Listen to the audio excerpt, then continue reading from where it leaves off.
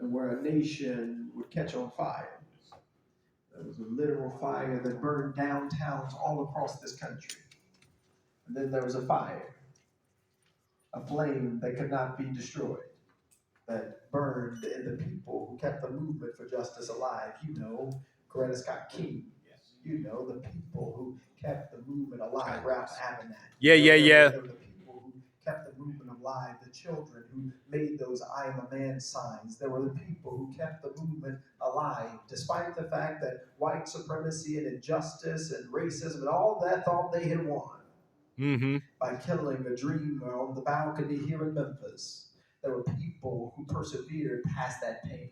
And so on this hallowed and sacred and holy ground, I welcome you to Memphis, Tennessee, where Dr. King, just 2 days before he was killed, he yelled at his team who told him not to come to Memphis. He said, "The movement lives or dies in Memphis." The movement lives or dies in Memphis with some sanitation workers. The movement lives or dies in Memphis with poor people. The movement lives or dies in Memphis with marginalized people. What he was saying, not necessarily was about geography, whether it be Nebraska or North Memphis. It wasn't about geography, it was about proximity. It was about proximity.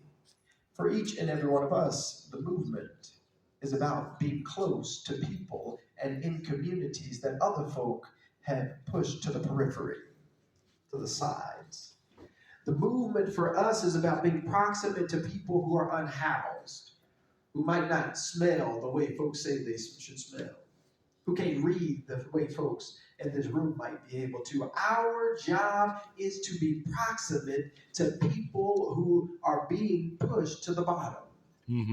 And Dr. King, days before he is killed, he tells his esteemed team, folks who are reverends and have doctorate degrees and all those things, that the movement for justice in this country lives or dies with poor, marginalized people.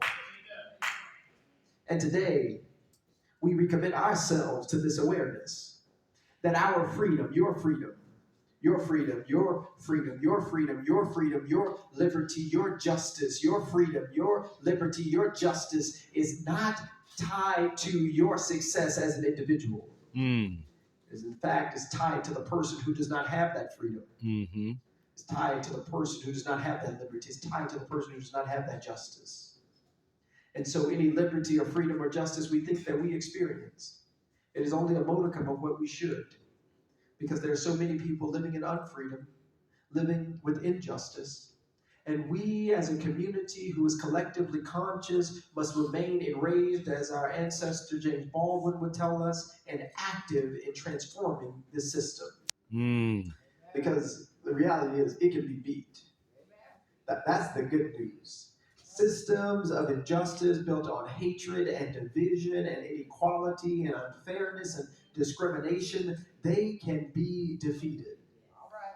And they get defeated by people like the ones in this room.